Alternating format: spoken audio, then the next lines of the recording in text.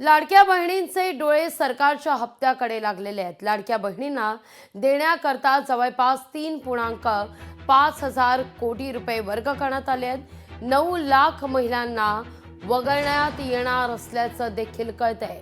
सरकारची मोठी रक्कम यामुळे वाचणार असल्याची बातमी आहे।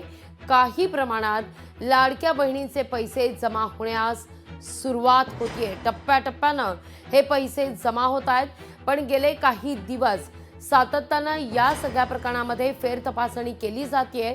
त्यामुळे आज दाखल होणाऱ्या लाडक्या बहिणींच्या हप्त्यात किंबहुना काही लाडक्या बहिणींना हा हप्ता मिळतो का हे पाहणं महत्त्वाचं असेल।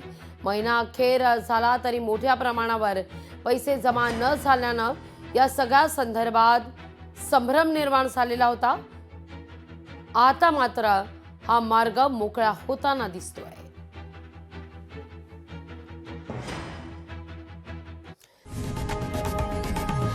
लोकशाही मराठी ऐका, पहा, जागरूक रहा।